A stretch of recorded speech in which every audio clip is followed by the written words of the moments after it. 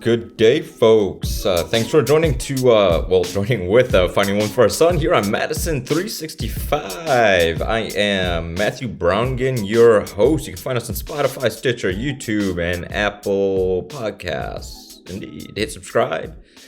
Do rating if you want and all that stuff.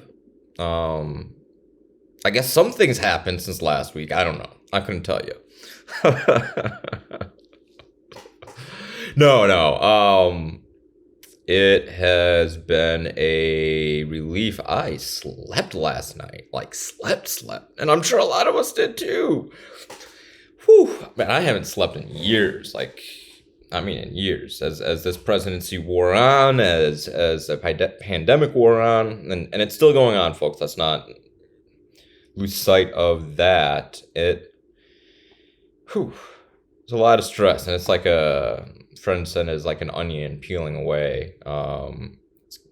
It's like that. It's like each layer of stress of all of that, of ongoing trauma is slowly peeling away. But we're not out of the woods yet in a lot of real ways.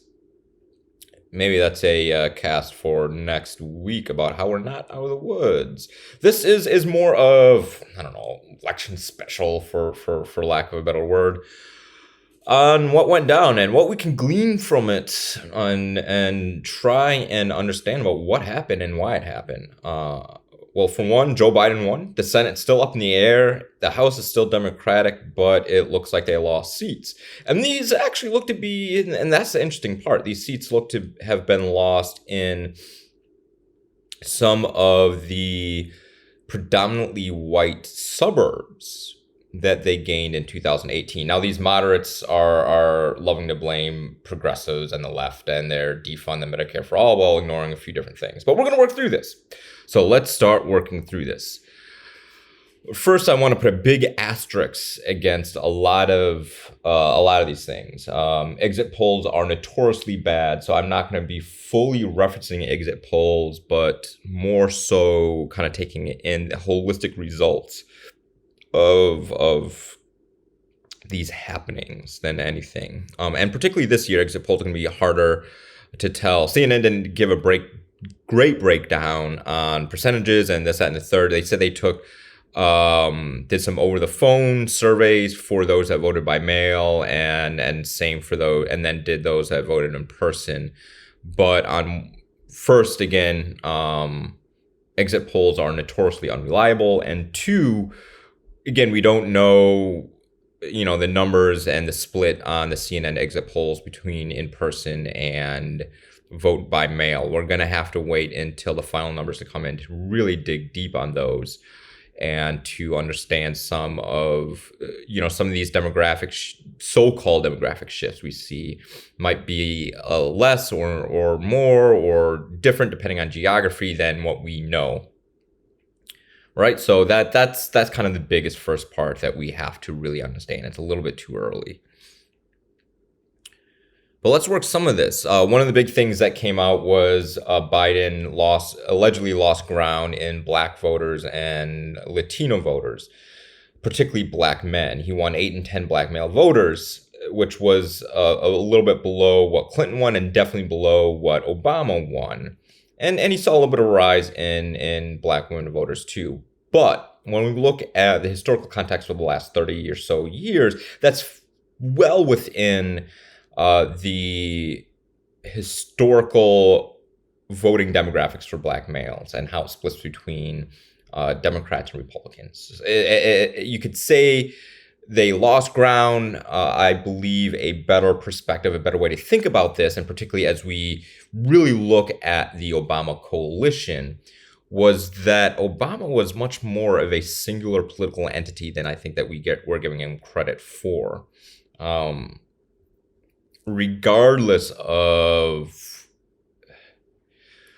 criticisms that myself and others may have of his presidency and what he accomplished and at sometimes didn't accomplish, he had a very broad coalition in a real sense. And I think the further we get away from the Obama presidency, the more we're going to be able to recognize how singular a political entity he really was in a real sense.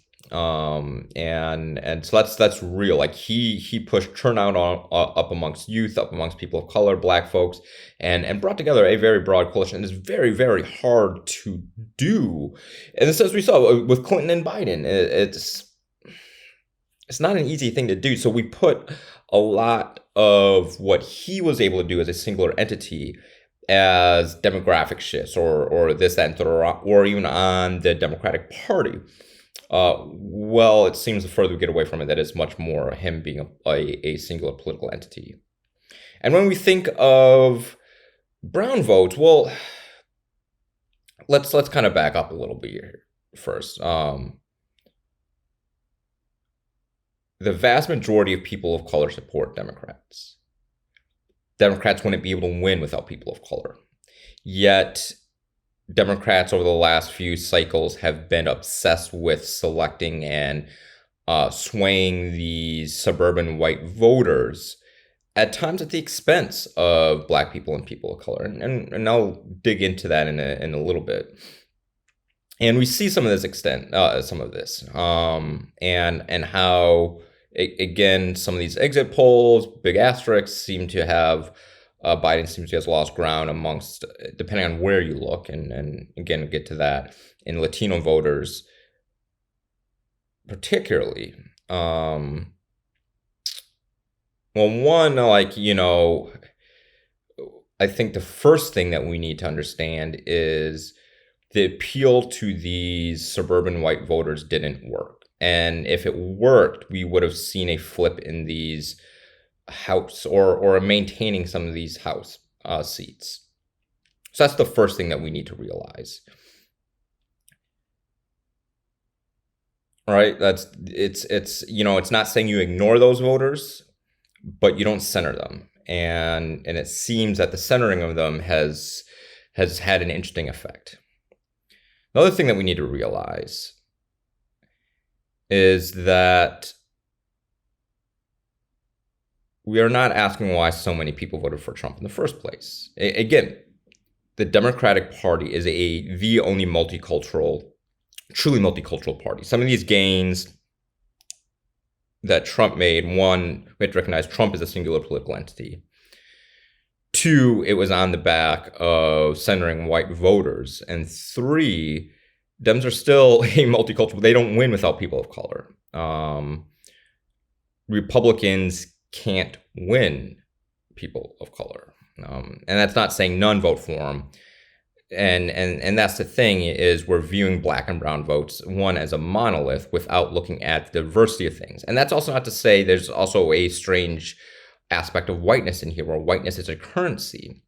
And historically, people of color, Black people, brown people, have always attempted to access this currency.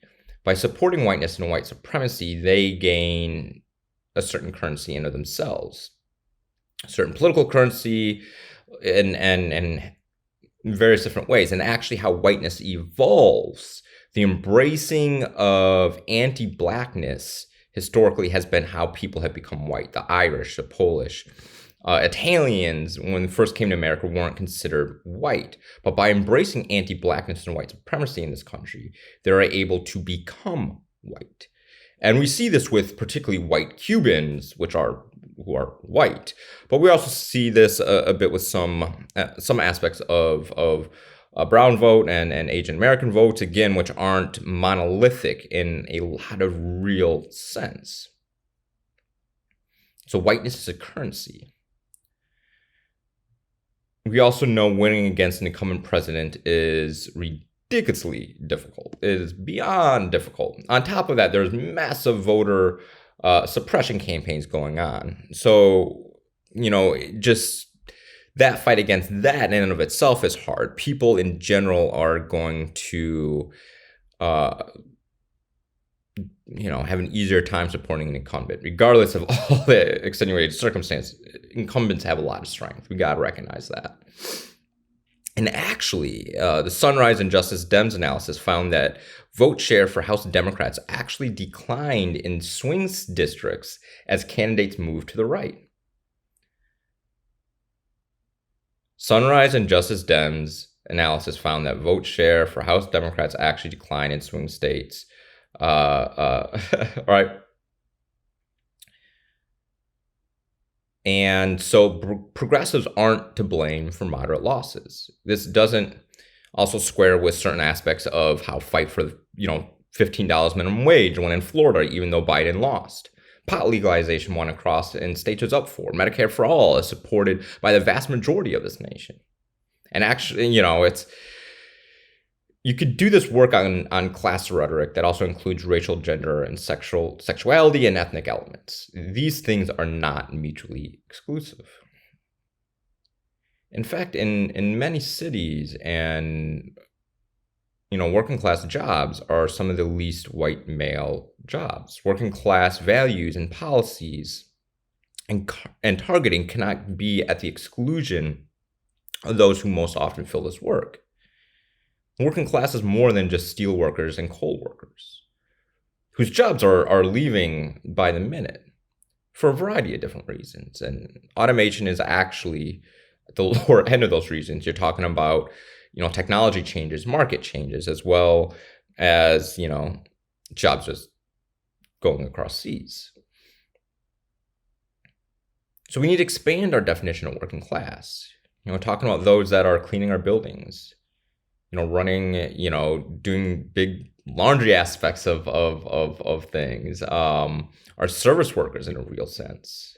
These aren't unskilled jobs. And if you work in the service industry, it's very skilled, as there's some people, I'm sure, for those of us who did that we worked with, were just bad at being whatever it was in the industry. So by ignoring issues that impact people of color, black folk, we're also ignoring working class issues. And this goes beyond just arguments of defund, right? But voting rights is a working class issue, as those that are within the working class and lower classes have a harder time voting than those that are more well off. Health care is working class issues, Medicare for all, wages, housing costs. These are things that, one, Dems do indeed talk about, even if they need to do a better job of talking about them. And they also need to do a better job of actually executing these things. That is the biggest part, is a lot of folks, their inclination to possibly vote elsewhere, and the only other option is that they don't see a material change in their life when Democrats come in power. So these are things that have to happen if you actually want, and this is how you exercise power. This is how you show you can get things done. You can't be afraid of these things. But defund and socialism, and AOC call them racial resentment politics. And really they are dog whistle arguments, as they don't get to the meat and the bone of these things, as they put across a perception of, we lose white people like this. But again, one, it ignores that these are very real issues that impact black and brown folks that have varying ways of support. But socialism isn't even an issue. Medicare for all, again, is broadly supported.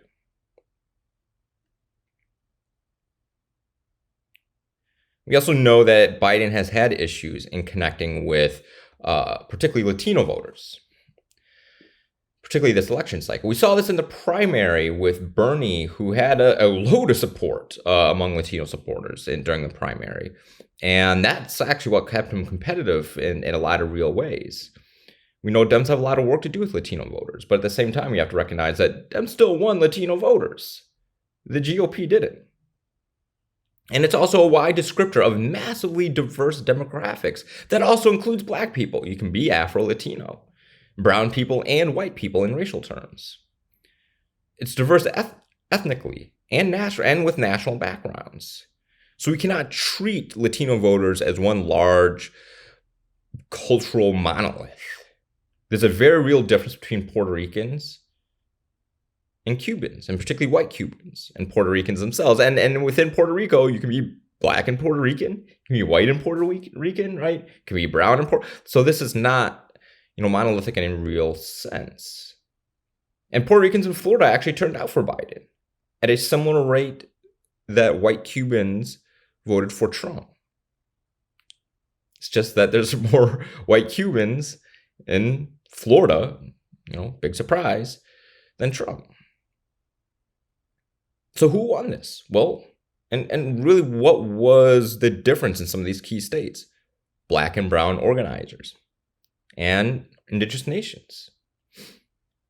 And Leon Omar, right, are her groups in Minnesota. She was on the ground working hard on her campaign, still knocking on doors. She had a ground game. And she worked with black and brown organizations in Minnesota. And they won that state. They pushed it over. On the back of her win, Minnesota was able to win. But let's decry lefties. The white working class did not deliver Wisconsin, Pennsylvania, Michigan, or Georgia, or Arizona. Black and brown people did that. That was black and brown people. It wasn't white folks and their, whatever that won Arizona. Again, black and brown people, Native and American and Latino organizations did this. Black organizations in Detroit, black organizations in Milwaukee, right? Atlanta. And we've all heard about Stacey Abrams. And her and a lot of folks really worked hard in Georgia against massive voter suppression on the ground, registering people. And in fact, nationally, there's a massive uptick in voter registration during the George Floyd protests. Defund the police, hey. But that got people registered, got people voted. Protests work.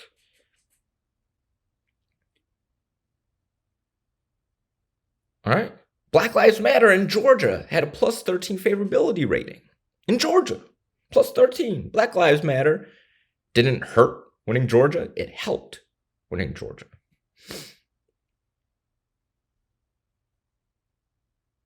Your base, Democrats' base are black and brown voters. Those are the voters that have pushed us over the edge. Democrats have not won the majority of white vote in presidential elections since 1964. Again, that doesn't mean you ignore them, and it means you don't center them. It means that we have to continue to build out and support black and brown voters, getting them turned out to vote, which means 365 engagement, building relationships with the orgs that are on the ground. You want a path forward? That's what it is. It's embracing and empowering these organizations that are doing hard work with voters who feel left behind. We had a million things written about white voters who voted for Trump because they got left behind. Black and brown voters have been left behind too. And the vast majority of them have not voted for an authoritarian fascist. A little repetitive there, but whatever. Okay? So, there's obviously caveats. You're not going to be all super radical and say a district in Iowa. You support the voters there. But you have to run a ground game there. But two, in these key states, we have to build that out. This is how Texas got so close. It was with these organizations.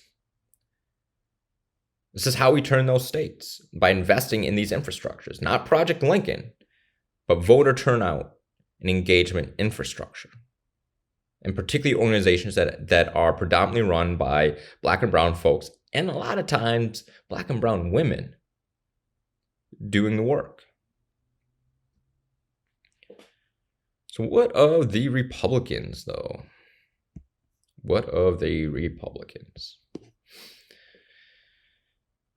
There is a dangerous, I don't know if it's myth, if you want to think about it, but a dangerous narrative that's growing among hardcore Trump supporters and media figures that some electeds, such as Lindsey Graham, have picked up. And this is the idea of the great betrayal of the GOP, that they're leaving Trump out there to dry, that the GOP and these elected leaders like McConnell are just as corrupt and illegitimate as Democrats. It's hard to know how this is going to play out. This is obviously still a dangerous time, and Trump is openly attempting a coup by saying this election isn't legitimate. It is very, very legitimate, even though there's been massive amounts of voter suppression. It's hard to know how it's going to respond.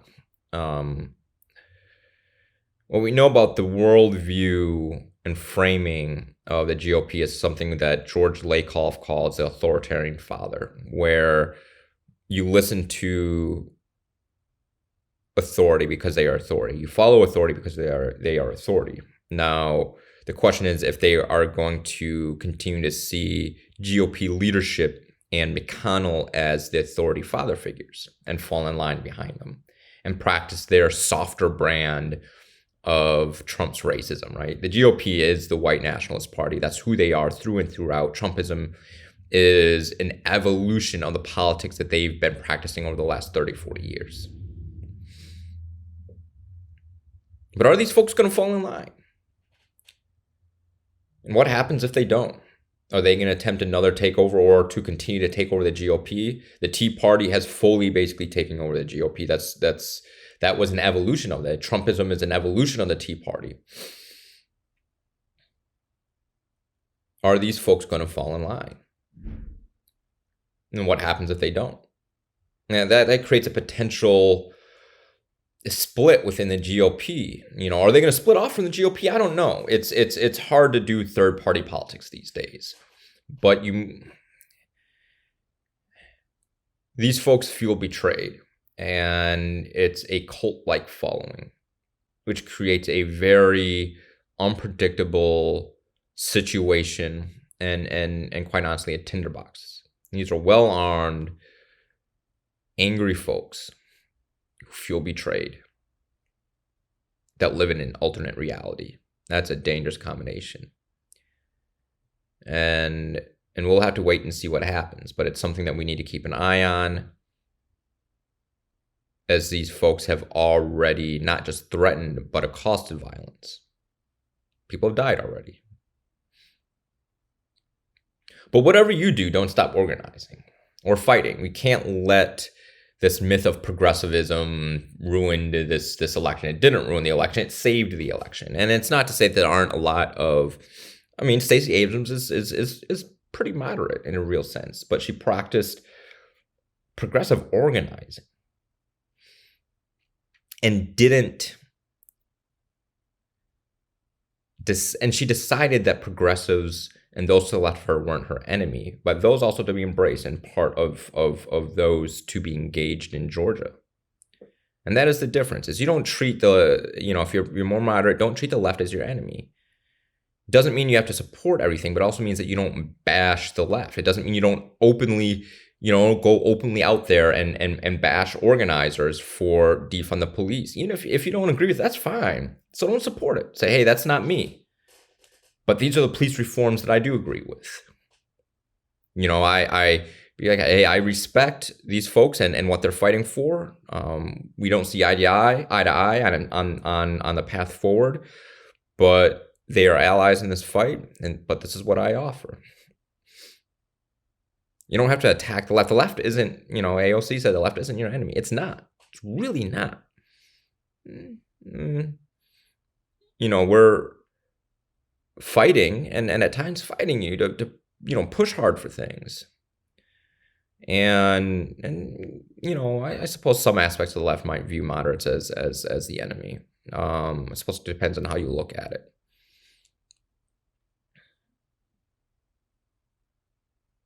But the left gets thrown under the bus a lot, all right? A lot. And don't fall for folks that are calling for austerity, trying to get the federal government budget deficit under control. Learn and center MMT, modern monetary theory, in kind of your thoughts, which is really, it's something I'm still learning about. But it shows us with evidence that how we think about spending, debt, and deficits within the federal government, that particularly when that prints its own money within a fiat currency, is really BS. And we can largely actually see it within the last half century, where there's an argument of pending collapse, of blah blah blah. It hasn't held up. I mean, we've seen this since post-World War II of perpetual deficit and debt spending within the United States. You can manage inflation. You can make it so it's not an issue, but this comes with, well, particularly taxing billionaires. You don't spend it on tax cuts. You spend it on, this deficit and deficit spending on public goods and infrastructure and, job guarantees and uplifting folks. That's how you do it. And that's how it can particularly be done in such a way that doesn't lead to inflation. But there's not going to all of a sudden be like the bill's going to come due. You're just borrowing money from yourself. I mean, it works. It works. But it's something I need to learn more about. And perhaps I'll dig into it a bit more and do a good cast on it. But I think the biggest thing is Democrats can't keep relying upon Black and brown voters to save the party if they're not constantly engaging with Black and brown voters and improving the material conditions and responding to Black and brown voters and the diversity of wants. Yet not a monolith, particularly geographically, right? So, I mean, I think it's a big part of it, right? Just can't keep doing that. You have to embrace these organizations that continually put the party over the line. Core part of the situation. Dems are a big tent party. You probably have, 2 to 3 at least political parties within the Democratic Party. You have a solid, you have 1.5 in the GOP. Most of the GOP I wouldn't consider moderate at all. Moderate conservatives or moderate in center at all. They've a lot of those folks that either moved right or have left. A very small percentage. There's really no folks that turned out. That seems to be a myth of these white suburbanites that the DNC was going for. Didn't seem to pan out. But what did pan out were voters of color and their turnout machines, on the ground organizers, embracing that. And our party chair, I hope Ben Wickler sees that, and he's smart. I think he'll see that. But here's hope to the future. I'd love to see Stacey Abrams as DNC chair. Long shot, because of politics is dumb, but long shot. But I hope to see her. That would be the smart move. Anyways, I think that's it for today. Thanks for coming to Finding Warmth for Our Sun. I'm Madison. I'm Madison 365. I'm Matthew Brown, your host. You can find us on Apple Podcasts, Spotify, Stitcher, and YouTube. Hit subscribe and all that jazz. Mask up, as COVID has not gone away at all. Stay safe out there in a lot of real ways, as we are not through this all. But hope you got your celebrations in. Hope everybody's feeling all right. And I will talk to y'all next week. Thanks, and have a good one.